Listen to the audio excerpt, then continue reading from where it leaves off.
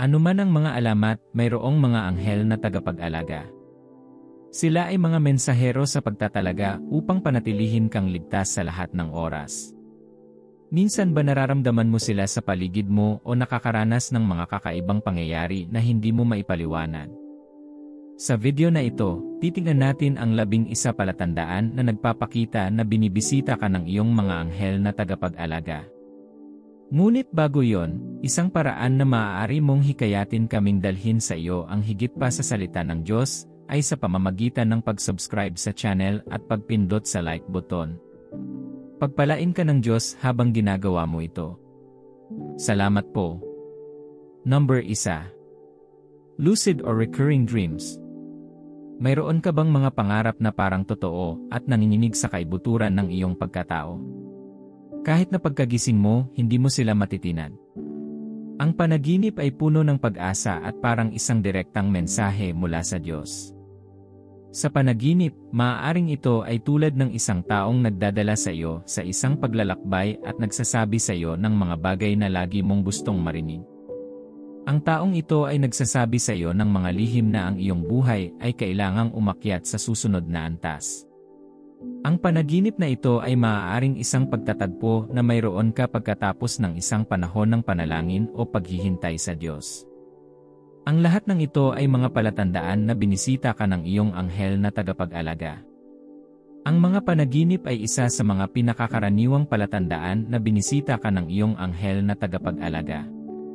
Kapag kailangan mo ng direksyon, tulong, o payo, maaari kang magkaroon ng mga panaginip kung saan darating ang isang anghel upang mag-alok sa iyo ng tulong na kailangan mo. Ang pangyayaring ito ay karaniwan maging sa mga banal na kasulatan. Iiwan na sana siya ni Jose, ang katipan ni Maria, nang malaman niyang buntis siya. Gayunpaman, bago niya gawin ang desisyong iyon, nagpakita sa kanya ang isang anghel sa isang panaginip upang pigilan siya sa pagkilos na iyon. Matapos maipanganak ang bata at nais ni Herodes na wakasan ang buhay ng bata, muling dumating ang anghel sa kanyang panaginip. Pagkamatay ni Herodes, naroon ang anghel upang ipaalam muli sa kanya. Ang mga pantas na lalaki na dumating upang makita si Jesus pagkatapos ng kanyang kapanganakan ay nagkaroon ng parehong engkwentro. Pinuntahan nila si Herodes upang itanong kung alam niya ang tungkol sa bagong hari na ipinanganak. Nagulat si Herodes at nagbanta, habang lihim na ibig sabihin ay saktan ang bata. Sinabi niya sa kanila na bumalik sa kanya kapag nakita nila ang lokasyon ng bata. Habang sila ay natutulog, isang anghel ang nagpakita sa kanila upang babalaan sila na huwag bumalik kay Herodes. Ang mga panaginip na ito ay maaaring nakapagtuturo, naghahayag, o may anumang anyo. Ang layunin ay matanggap mo ang tulong na kailangan mo. Minsan, ang panaginip ay napakalinaw na magigising ka na parang totoong napagdaanan mo na ang karanasang iyon. Bilang isang Kristiyano, hindi mo dapat binibiro ang iyong mga pangarap o i-take for granted. Kadalasan, ginagamit sila ng Diyos para makipag-usap sa iyo. Kapag nakatanggap ka ng mga tagubilin sa pamamagitan ng mga panaginip at mga pangitain, gaano man ito kaliwanag at paulit-ulit, subukin ang mga ito sa salita ng Diyos. Kapag nakita mo silang naaayon sa salita ng Diyos, maaari kang tumakbo kasama nila. Sa buong banal na kasulatan, ang mga taong nakatanggap ng gayong mga tagubilin sa kanilang mga panaginip ay sumunod sa Diyos. Kung sila ay sumuway o naantala man lang, ang kahihinatnan ay magiging malubha. Huwag kalimutan na alam at nakikita ng Diyos ang lahat ng bagay. Sa tuwing magpapadala siya ng mensahe sa iyo sa pamamagitan ng iyong mga panaginip, huwag mong hayaang pigilan ka ng anuman sa pagsunod sa Kanya. Numero 2. Nakatagpo mo sila sa anyong tao. Nakarating na ba kayo sa isang sitwasyon kung saan nawalan ka ng isang bagay na mahalaga, at habang walang pagod na hinahanap mo ito, may lumapit sa iyo at iniabot ito sa iyo? Maaaring ito ay isang matanda o kabataan na nakangiti ng maliwanag sa iyo. Habang pinasasalamatan mo sila at lumalayo sila, maaari kang tumingin sa paligid at hindi mo na sila mahahanap. Maaaring dumaan ka sa isang mahirap na sitwasyon, nalulungkot at napagod, at pagkatapos ay may dumating na estranghero at nagsabi ng ilang salita upang hikayatin ka. Maaari silang makipag-usap sa iyo ng direkta o magpanggap na parang may kausap silang iba sa telepono, ngunit lahat ng sinasabi nila ay lubos na nakakatugon sa iyo. Hindi lamang iyon, ang kanilang mga salita ay nagpapagaan, umaaliw, at nagpapalakas sa iyo. Maaaring nasa hospital bed ka, malapit nang sumailalim sa malaking operasyon. Nakaramdam ka ng takot, at sa sandaling iyon, maaaring pumasok ang isang nurse na nakangiti sa iyo at hawak ang iyong mga kamay. Minsan, nang hindi man lang nagsasalita, natatanggap mo ang lakas at tapang na kailangan mong magtiwala sa Diyos para sa pamamaraan. Pagkatapos ng iyong paggaling, maaari kang magtanong sa paligid para sa nurse na iyon at malaman na walang nurse sa ospital ang akma sa paglalarawang iyon. Ito ay walang iba kundi ang iyong mga anghel na tagapag-alaga na bumibisita sa iyo sa anyo ng tao kapag kailangan mo ng tulong. Sinasabi ng Biblia na ang Diyos ang iyong laging naroroon na tulong sa oras ng pangangailangan. Ang iyong mga anghel ay nasa iyong tabi sa bawat oras ng araw, anuman ang iyong pinagdadaanan. Habang kasama mo sila, nag-aalok sila ng patnubay, proteksyon, ginhawa, at tulong sa lahat ng paraan na kailangan mo ito. Ito ay hindi isang kakaibang konsepto, dahil ang magkakaibang mga tao sa mga banal na kasulatan ay may mga anghel na pisikal na binisita sila. Hebreo 13:2, Huwag kalimutang magpakita ng pagkamapagpatuloy sa mga estranghero, sapagkat sa paggawa nito, ang ilang mga tao ay nagpakita ng pagkamapagpatuloy sa mga anghel ng hindi nalalaman. Numero 3. Naririnig mo ang mga hindi kilalang tinig. Maaaring piliin ng iyong anghel na makipag-usap sa iyo sa isang naririnig na boses. Baka mag-isa ka lang sa kwarto at biglang may narinig kang kausap. Tumingin ka sa paligid at wala kang nakikitang tao, ngunit patuloy na nagsasalita ang tao. Maaaring ito ay isang salita, parirala, o paungusap na paulit-ulit na inuulit ng tao. Maaaring marinig mo lang ang huwag sumuko ng 3 beses, o isang talata sa Biblia ng 2 beses, at pagkatapos ay bumalik ang katahimikan ng silid. Ang karanasang ito ay nag-iwan ng malalim na epekto sa iyong buhay dahil hindi mo ito madaling lampasan. Ang mga salita ay umalingaw sa iyong mga tainga, papasok ng malalim sa iyong kaluluwa. Senyales yan na binisita ka ng guardian angel mo. Ang boses ay maaaring malambot at banayad, nakapapawi, nakakaaliw, at nagpapalakas sa iyo, o maaaring ito ay malakas. Ang tindi ng boses ay ibabatay sa mensaheng sinusubukang ibigay sa iyo ng Diyos sa sandaling iyon. Kapag nangyari ito, maglaan ng ilang sandali upang makinig, magmuni-muni, at makilala ang boses. Pagkatapos ay matutong magtiwala sa patnubay at pagmamahal ng Diyos.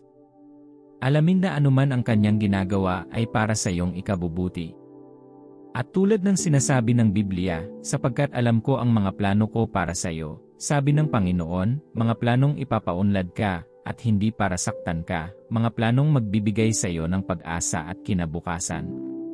May plano ang Diyos para sa iyong buhay upang tulungan kang magkaroon ng pinakamagandang buhay, anuman ang krisis na iyong pinagdadaanan o ang panahon ng buhay. Hindi yan ang katapusan mo. Kung magtitiwala ka lang sa ginagawa ng Diyos at hahayaan niyang gawing perpekto ang kanyang gawain sa iyo. Alamin na ang tinig ng Diyos na nagsasalita sa iyo sa pamamagitan ng iyong anghel na tagapag-alaga ay hinding-hindi ka ililigaw. Ano man ang direksyon na sinasabi nito sa iyo na tahakin o kung ano ang ipinagagawa niya sa iyo, iyon ang pinakamahusay na desisyon na magagawa mo para sa iyong buhay sa oras na iyon at kailangan mong tratuhin ito ng ganoon. Habang nakikinig ka sa kanyang tinig, hindi ka palaging magkukulang ng ginhawa, patnubay at tulong. Number 4. Pakiramdam mo may kasama ka.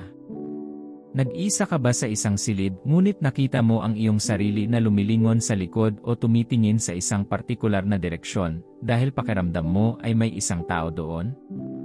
Ang iyong anghel na tagapag-alaga ay maaaring ipakita sa iyo na sila ay nasa paligid mo sa pamamagitan ng pisikal na pagpaparamdam sa iyo na hindi ka nag-iisa. Hindi mo sila makikita sa pagkakataong ito, ngunit makatitiyak kang hindi ka nag-iisa.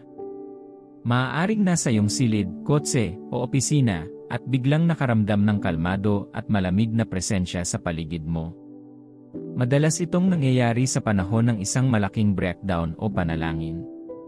Maaaring nabigla ka sa lahat ng bagay sa iyong buhay sa sandaling iyon, at habang nag-iisa ka lang, narito ang iyong anghel na tagapag-alaga, na nariyan upang tulungan ka. Maaari mong maramdaman ang isang anino na umaaligid sa iyo o tumatakip sa iyo. Tumingin-tingin ka sa paligid ngunit wala kang makitang anumang bagay na bumubuo sa anino na iyon. Ang sabi ng Biblia sa awit 34:7, ang anghel ng Panginoon ay nagkakampo sa palibot ng mga nangatatakot sa kanya at kanyang iniligtas sila. Ang pagkakampo dito ay nangangahulugan na ang anghel ay mananatili sa iyo sa lahat ng oras. Kapag naramdaman mong may tao sa paligid mo, hindi mo kailangang matakot o tumakbo palabas ng silid. Maaari itong maging tanda na binisita ka ng iyong anghel na tagapag-alaga. May ganitong pagmumuni-muni si David sa Biblia, "Saan ako pupunta mula sa iyong espiritu? Saan ako tatakas mula sa iyong harapan? Kung ako'y aakyat sa langit, ikaw ay naroroon. Kung aking aayusin ang aking higaan sa kalaliman, ikaw ay naroroon. Kung ako'y bumangon sa mga pakpak ng bukang liwayway, kung ako'y tumira sa malayong bahagi ng dagat, doon man ako papatnubayan ng iyong kamay, at ang iyong kanang kamay ay hahawak sa akin ng mahigpit. Kung aking sabihin, tunay na ang kadiliman ay magtatago sa akin. At ang liwanag ay magiging gabi sa palibot ko, maging ang kadiliman ay hindi magdidilim sa iyo." Mula sa banal na kasulatang ito, alam mo na ngayon na wala kang mapupuntahan o kung saan ay magiging imposible para sa iyong anghel na tagapag-alaga na abutin ka at ilabas ka. Hindi ka nag-iisa. Doon mismo sa kinaroroonan mo ngayon, nandyan ang iyong anghel na tagapag-alaga kasama mo. Mas nagiging totoo sila sa iyo kapag conscious ka sa presensya nila. Kapag natutunan mong bigyang pansin ang mga palatandaan ng kanilang pagpapakita, makikita mo na sila ay nagpapakita ng mas madalas kaysa sa iyong naiisip. Nararamdaman mo lamang na nag-iisa at naliligaw dahil hindi mo natutunan ang mga palatandaan na tumutukoy sa presensya ng iyong anghel na tagapag-alaga. Number 5. Nararamdaman mo ang pangingilig sa iyong ulo. Nakaranas ka na ba ng banayad ngunit hindi mapag-aalinlangan ang sensasyon sa iyong ulo na parang hinawakan ka ng isang magiliw na daliri? Ang pakiramdam na ito ay mahirap ilarawan, ngunit nag-iwan ito ng malalim na pakiramdam ng kapayapaan at ginhawa. Ang sensasyong ito ay maaaring isang senyales na ang iyong anghel na tagapag-alaga ay binisita ka, na nag-iwan ng isang tiyak na paalala ng kanilang mapagmahal na presensya. Maaaring magsimula itong uminit at pagkatapos ay unti-unting lumamig, na para bang nagpapa-head massage ka na nag-aalis ng lahat ng iyong stress.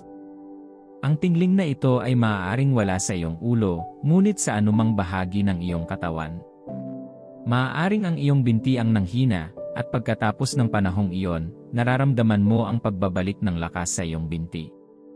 Si Isaias ay nagkaroon ng isang pangitain kung saan nakita niya ang Diyos sa kanyang kaluwalhasyan na pumapasok sa templo.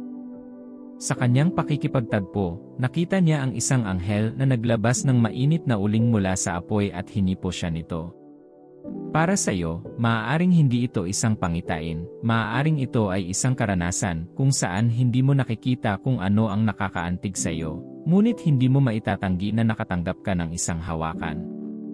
Maaari mong maramdaman ito bilang tubig na ibinuhos sa iyong ulo o langis na dumarating sa iyo.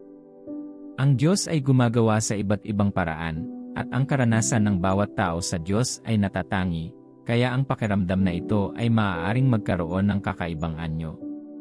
Ngunit anuman ang anyo nito, maaaring ginagamit ito ng Diyos upang pasiglahin ka, tawagin ka upang umorder, pagalingin ka, aliwin ka, palakasin ka, at karaniwang tugunan ka sa punto ng iyong pangangailangan.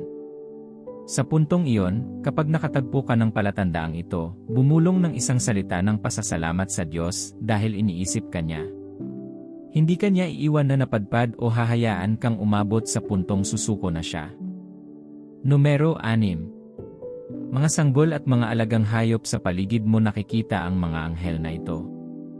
Maaari mong makita ang iyong sanggol na nakangiti habang nakatingin sa isang partikular na direksyon, o maaaring mukhang nakikipag-usap sila sa isang taong hindi mo nakikita. O maaaring hindi mapakali ang iyong alagang hayop, na parang may gustong sabihin sa iyo, ngunit kulang ang mga salita para ilarawan ito. Maaaring ito ay dahil nakikita nila ang mga anghel sa paligid nila. Makikita mo ito sa Biblia sa pamamagitan ng kwento ng asno ni Balaam, na nakakita sa anghel kahit na hindi nabuksan ang mga mata ni Balaam. Minsan ito ay para balaan ka sa paparating na panganib. Maaari mong makita ang iyong alagang hayop na kumikilos ng wala sa sarili, naghahasik ng iyong mga damit upang maantala ang iyong pamamasyal. O maaaring sabihin pa sa iyo ng iyong anak ang tungkol sa mga pagbisitang ito ng mga anghel kung sila ay nasa hustong gulang na para makipag-usap. Para sa kanila, maaaring ito ay isang regular na pangyayari na hindi isang malaking bagay, baka nakipag-interact sila sa anghel kaya sasabihin nilang kaibigan nila siya. Sinasabi ng Biblia, mula sa bibig ng mga sanggol at mga pasusuhin ay ginawa kong sakdal ang papuri. Huwag isipin na sila ay napakabata para makita o maunawaan.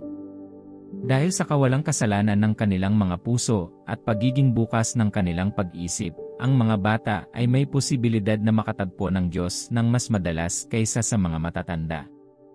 Maging ang Biblia ay nagsasabi na malibang kayo ay magbalik loob at maging tulad ng maliliit na bata, hindi kayo magmamana ng kaharian ng Diyos. Kung ginagamit ng Diyos ang iyong anak para magpadala sa iyo ng mensahe, bigyang pansin ito. Kapag sinabi nila sa iyo na nakakita sila ng isang anghel, huwag ipagwalang bahala ang kanilang nakita bilang isang pambatang komunikasyon, dahil ito ay maaaring magsimulang sirain ang kanilang isip at hadlangan ang kanilang pangunawa. Tanungin sila tungkol dito at sabihin sa kanila na ilarawan kung ano ang hitsura ng anghel at kung ano ang sinasabi ng anghel sa kanila. Sa pamamagitan ng maliliit na detalyeng iyon, makakakuha ka ng malinaw na larawan kung ano ang sinasabi at ginagawa ng Diyos. Kung ito ay iyong alagang hayop, maaari mong hilingin sa Diyos na buksan ang iyong mga mata upang makita mo ang anghel. Numero 7. Isang kanta na lumalabas sa iyong ulo o random na tumutugtog sa iyong manlalaro. Naaalala mo ba ang sinasabi ng Biblia na ginagawa ng mga anghel sa langit? Ang kanilang pangunahing responsibilidad ay ang pagsamba sa Diyos. Kaya, hindi ka dapat magulat kapag ang iyong anghel na tagapag-alaga ay nagpakita ng kanilang presensya sa iyo sa pamamagitan ng medium na ito. Baka magising ka lang na may isang pangungusap mula sa isang kanta sa iyong mga labi. Maaaring ito ay isang kantang hindi mo alam ang buong lyrics o hindi mo matandaan kung saan mo ito narinig dati. Ang kantang iyon ay patuloy na naglalaro sa iyong isipan sa buong araw. Mapapansin mo na ang lyrics ng kantang iyon ay magiging totoo sa iyo sa paraang hindi mo pa naramdaman. Para bang isinulat ang mga ito para sa iyo. Kahit na ito ay isang kanta na matagal mo nang kinakanta, ito ay lumalabas na sariwa at bago, naghahatid ng pag-asa, buhay, at patnubay sa iyo. Sa ilang iba pang mga kaso, maaaring random na tumugtog ang kanta sa iyong telepono nang hindi mo ito sinasadyang hinahanap. Maaaring nag-scroll ka sa iyong music app at makita ang iyong sarili na nagkiklik sa hindi pamilyar na kanta na iyon na nagiging sagot sa iyong panalangin sa oras na iyon. Kapag nakatagpo ka ng karatulang ito, huwag mong baliwalain o kantahin na lang ang kanta, pakinggan ang lyrics. Maaaring naglalaman ito ng tagubilin para sa iyo sa puntong iyon. Pahintulutan ng Diyos na tapusin ang kanyang nasimulan, at huwag mawala sa himig na nakaligtaan mo ang mensahe. Mayroon pa ring higit pang mga palatandaan na dapat bantayan. Number 8. Seeing angels in clouds. Maraming tao ang nagulat na nakakakita ng mga anyong anghel sa mga ulap sa paligid nila, at totoo ito. Ang iyong anghel na tagapag-alaga ay maaaring magpakita ng kanilang sarili sa iyo sa pamamagitan ng mga ulap. Ang mga Israelita ay may isang haliging ulap na gumagabay sa kanila sa buong araw habang sila ay naglalakbay sa ilang. Nang ipanganak si Jesus, nakita ng mga pantas mula sa silangan ang isang bituin na nagtuturo na isang hari ang isinilang. Nagsimulang manalangin si Elias sa Diyos na magpadala muli ng ulan pagkatapos ng panahon ng taggutom. Ipinadala niya ang kanyang katulong upang tingnan kung ulan na. Maraming beses pumunta ang alipin ngunit bumalik na may negatibong ulat. Nagpatuloy si Elias sa pagdarasal hanggang sa bumalik ang tagapaglingkod at sinabing nakakita siya ng isang ulap na kasing liit ng kamay ng isang tao na tumataas mula sa dagat. Iyon ang senyales na kailangan ni Elijah upang malaman na papatak na ang ulan. Posibleng makita mo rin ang mga figure na ito sa cloud na gagabay sa iyo, magpapaginhawa sa iyo, o magsisilbing paalala sa iyo na binabantayan ka ng Diyos para panatilihin kang ligtas. Ito ay para ipaalala sa iyo ang kanyang pangangalaga at pagmamahal sa iyo. Maaari rin itong mag-alok sa iyo ng patnubay. Numero 9. Pagpansin ng biglang kaaya-ayang sense.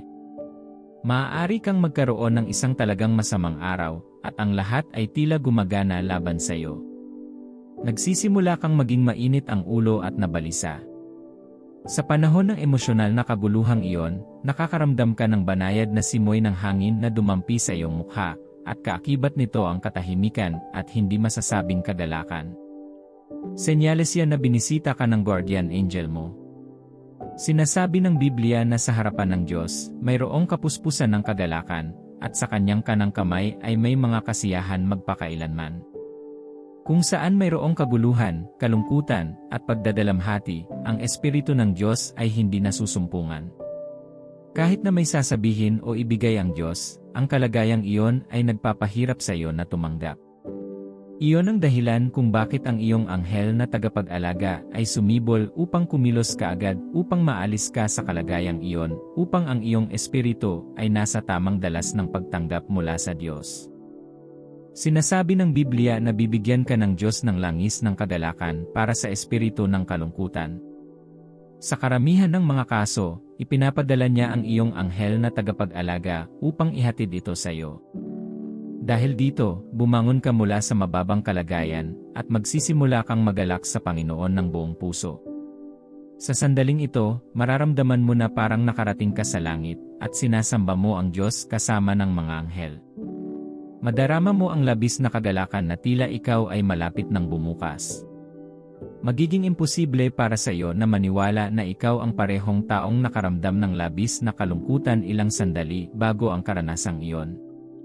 Pagkatapos nito, nagbabalik ang iyong pag-asa, ang lakas ay dumarami, at sinimulan mong mahalin ang Diyos ng higit pa sa nagawa mo noon. Numero 10. Nakakaranas ng biglaang pagbabago sa temperatura. Ito ay isa pang karaniwang senyales na sinusubukan ng iyong tagapag-alaga na anghel na ipaalam sa iyo ang kanilang presensya sa paligid mo. Habang nagdarasal, sumasamba, o nag-aaral ka ng mga banal na kasulatan, maaari mong maramdaman ang sobrang lamig ng temperatura sa silid. Nagsisimula kang magkaroon ng goosebumps, at alam mo sa loob mo na hindi sila natural. Maaaring tumagal ito ng ilang sandali bago bumalik sa normal ang temperatura. Maaari ka ring makaranas ng mga hot flashes sa panahon ng taglamig. Ang mga kidlat na ito ay nagpapaginhawa ng sakit sa ilang bahagi ng iyong katawan. Nalaman mong nawawala ang sipon, ubo, at namamagang lalamunan. Kapag nangyari ito, makikita mo ang iyong sarili na nagiging mas sensitibo sa espiritual na kapaligiran sa paligid mo. Mas nagbubukas ang iyong puso, at kung mananatili kang bukas na puso sa Diyos, maaari itong maging simula ng marami pang pagkikita para sa iyo. Numero 11. Intuition. Si Daniel ay nasa yungib ng leon sa buong gabi para sa isang bagay na hindi niya ginawa. Kinaumagahan, pumunta sa kanya ang hari upang alamin kung nagawang iligtas siya ng kanyang Diyos mula sa mga gutom na leon. Ang tugon ni Daniel ay, ang aking Diyos ay nagpadala ng kanyang anghel, at kanyang itinikom ang mga bibig ng mga leon. Hindi nila ako sinaktan dahil ako ay nasumpungang inosente sa kanyang paningin. Ni hindi ako nakagawa ng anumang mali sa harap mo, kamahalan. Hindi tiyak na sinasabi ng Biblia na nakita ni Daniel ang anghel, ngunit isang bagay ang sigurado. Alam niyang itinikom ng anghel ang bibig ng mga leon para matiyak ang kanyang proteksyon. May mga pagkakataon na nakakaranas ka ng banal na interbensyon, at alam mo nang walang pag-aalinlangan na ang iyong anghel na tagapag-alaga ay nagtatrabaho. Maaaring mayroon kang mga iniisip na bumabagsak sa iyong puso tungkol sa kung ano ang dapat gawin at kung ano ang hindi dapat gawin, at alam mong hindi iyon ang iyong mga ideya. Kapag isinagawa mo ang mga hakbang na iyon, makikita mo ang iyong sarili sa bingit ng isang pambihirang tagumpay. Nariyan ang iyong mga anghel na tagapag-alaga upang tulungan kang mamuhay ng may karunungan na hindi tao. Ang totoo, may limitasyon ang iyong makakamit kapag umaasa ka sa iyong lakas ng mag-isa. Ngunit kapag natuto kang makinig sa iyong intuition, na kung minsan ay tinig ng Diyos na gumagabay sa iyo sa pamamagitan ng iyong anghel na tagapag-alaga, ang iyong buhay ay nasa ibang antas. Maraming tao ang nakataka sa mga kakila-kilabot na aksidente dahil nakinig sila sa kanilang intuition. Ang ilan ay tinanggihan ang mga imbitasyon sa mga okasyon na maaaring magdulot sa kanila ng pinsala. Ang ilan ay tinanggihan ang mga bitag na tila mga pagkakataon dahil ang kanilang anghel na tagapag-alaga ay nagbigay sa kanila ng pahiwatig. Maaaring may mga pagkakataon na ang iyong intuition ay nagsimulang magsabi sa iyo na mag-ingat sa isang tila hindi nakakapinsalang tao. Maaaring mahirapan ka sa pagtanggap nito sa una dahil sa hitsura nila ay hindi nakakapinsala at mapagmahal.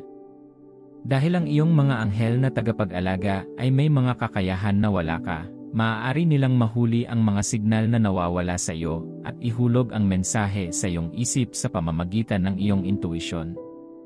Kung nakagawian mong baliwalain ang iyong intuition o isantabi lamang ito bilang paranoia, baka gusto mong muling isaalang-alang iyon at simulan ang pagbibigay ng higit na pansin.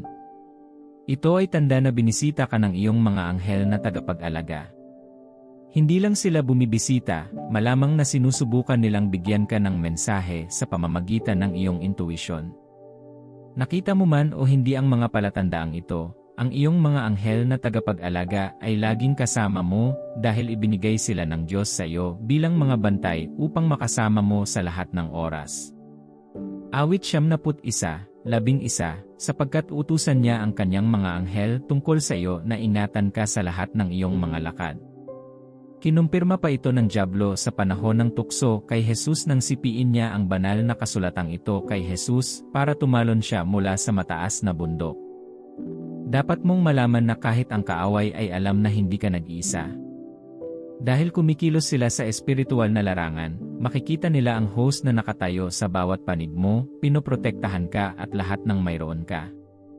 Ipinagmamalaki ng Diyos si Job at ipinagmalaki ang kanyang katapatan sa dyablo. Bilang tugon, sinabi ng dyablo na ito ay dahil sa lahat ng mayroon si Job. Long story short, iminungkahi ng dyablo na ipagkakait ni Job ang Diyos kung wala sa kanya ang lahat ng mga bagay na iyon. Makikita mo na hindi mahawakan ng dyablo si Job at ang lahat ng mayroon siya nang walang pahintulot ng Diyos. Ang pahintulot na iyon mula sa Diyos ay para sa isang layunin at ang pangwakas na layunin ay pa rin na magdala ng mabuti kay Job. Walang makakahawak o makakasakit sa iyo dahil mahigpit kang binabantayan. Kung sisimulan mong maramdaman ang init ng buhay, ito ay dahil pinahintulutan ito ng Diyos.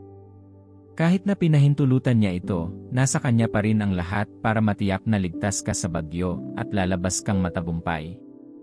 Kapag ipinakilala nila ang kanilang sarili sa iyo sa pamamagitan ng mga palatandaang ito at ang mga hindi nabanggit, ito ay dahil kailangan mo ito sa oras na iyon. At hindi lang sila ang kasama mo sa mga oras na iyon. May mga taong nakakaramdam ng takot sa ilang mga sitwasyon, at sa isang bulong lamang sa kanilang anghel na tagapag-alaga na hawakan ang kanilang kamay, nakakaramdam sila ng mainit na sensasyon sa paligid ng kanilang kamay, na nagpaparamdam sa kanila ng kumpiyansa. Kapag ikaw ay nasa mga sitwasyon kung saan pakiramdam mo nag-iisa ka at malapit nang mawalan ng pag-asa, ang iyong anghel na tagapag-alaga ay maaaring magpakita sa mga paraan na magpapaalam sa iyo na hindi ka nag-iisa at ang Diyos ay nagmamalasakit sa iyo. Gayunpaman, kapag ang lahat ay tila maayos, hindi ito nangangahulugan na ang iyong mga anghel na tagapag-alaga ay nagpahinga na at wala na sa iyo. Lagi silang kasama mo. Huwag mong kalilimutan na inilagay ka ng Diyos sa kanilang pangangalaga, at wala silang ibang pagpipilian kundi bantayan ka araw at gabi, habang ikaw ay may malay o walang malay. Sa pamamagitan nito, alam mo na hindi ka nag-iisa, hindi ka iniiwan o hindi minamahal. Ang Diyos ay nagmamahal at nagmamalasakit sa iyo. Kapag sinusubukan ng mga sitwasyon sa paligid na ipakita o iparamdam sa iyo na walang pakialam sa iyo ang Diyos, alalahanin kung paano niya inilagay ang makapangyarihang mga nilalang na ito sa pamamahala sa iyong buhay at kung paano niya itinatala ang kanilang mga aktibidad upang matiyak na nasa iyo ang pinakamahusay. Kapag palagi mong naaalala ito, maaari mong harapin ang bawat sitwasyong ibinabato sa iyo ng buhay mula sa eroplanong ito at mapanatili ang hindi nahahati na pagtitiwala sa Diyos. Manalangin tayo. Ama, salamat sa paglalagay ng mga anghel sa pamamahala sa akin. Alam ko na ngayon nang walang pag-aalinlangan na ikaw ay nagmamalasakit sa akin at lahat ng iyong ginagawa ay para sa akin. Pinalibutan ako ng iyong mga anghel ng iyong mapagmahal na presensya, proteksyon, at patnubay. Nagmamalasakit ka sa akin at hindi nag-atubiling ipakita sa akin ang pag-ibig na ito sa pamamagitan ng mga palatandaan ng mga anghel na kasamang ito. Dalangin ko na hindi ko nabibigyan ng puwang ang pagdududa, takot, o pagkabalisa. Dagdagan ang aking kamalayan sa kahanga-hangang presensya sa paligid ko. Tulungan mo akong makilala ang iyong tinig sa pamamagitan ng mga salita ng aking anghel na tagapag-alaga na nagsasalita sa akin. Sinasabi ng iyong salita sa Hebreo 1:14, hindi ba't ang lahat ng mga anghel ay naglilingkod sa mga espiritong sinugo upang maglingkod sa mga magmamana ng kaligtasan? Tulungan mo akong laging alalahanin ang salitang ito kapag ako ay na-stranded o wala akong magawa. Alam ko na mayroon akong makalangit na host na nagtatrabaho para sa akin. Palakasin mo ang aking pananalig na magtiwala sa iyong kabutihan at soberanya, kahit na tila hindi tiyak ang daan. Kikilos ako sa iyong boses at magtitiwala sa iyong direksyon sa lahat ng oras. Dalangin ko na ang iyong anghel ay patuloy na magkampo sa paligid ko at ilayo ako sa lahat ng kapahamakan sa araw at gabi. Panatilihin akong ligtas kapag ako ay may malay o walang malay. Ingatan mo ako kapag wala ako. Hayaang lumaban ang iyong anghel para sa akin at ipagtanggol ako. Ilantad ang mga gawa ng mga kaaway laban sa akin at bigyan mo ako ng tagumpay laban sa mga panlilinlang ng mga kaaway. Ikaw ang aking laging nagsisilbing tulong sa oras ng pangangailangan. Alam mo kung ano ang kailangan ko at lagi kang nandyan para sa akin, kahit na sa pinakamadilim na oras. Tulungan mo akong makita ang iyong kamay sa aking buhay sa lahat ng oras. Bigyan mo ako ng puso na magtiwala sa iyong gawain sa aking buhay. Magtitiis ako at maghihintay sa iyong timing. Nagtitiwala ako sa iyo sa mga mahihirap na panahon at patuloy na kumukuha ng lakas mula sa iyong salita at sa presensya ng iyong mga anghel sa paligid ko. Sinasabi ng Biblia na ang lahat ng bagay ay nagtutulungan para sa aking ikabubuti. Ang iba't ibang palatandaan na nakikita ko ay para sa aking ikabubuti at hindi para sa kasamaan. Tulungan akong makita ang mabuti sa bawat sitwasyon. Panatilihin ang aking puso na puno ng pasasalamat sa iyo sa lahat ng oras para sa iyong pag-ibig. Tulungan mo akong hindi makarating sa puntong ipagwalang bahala ko ang presensya mo. Lagi kong igagalang ang iyong presensya at mamangha sa iyong habag sa akin. Alam kong hindi ako nag-iisa. Ang mga kasama ko ay higit pa sa mga nasa mundo. Ang atungan ng kalaban ay hindi ako matatakot dahil may kasama akong makapangyarihang mandirigma. Lagi kong malalaman na kahit anong gawin ng dyablo, ang mga anghel ng Diyos ay naglilingkod sa akin. Salamat, Ama. Dalangin ko sa pangalan ni Jesus, Amen. Salamat sa pagiging bahagi ng Kristiyanong pamilya. Dahil sa iyo, makakagawa ako ng higit pang mga video at makapag-aalok ng insightful Bible inspiration. Salamat ulit sa pagpunta mo dito. Umaasa ako na mayroon kang isang kamangha-manghang araw. Pagpalain ka ng Diyos.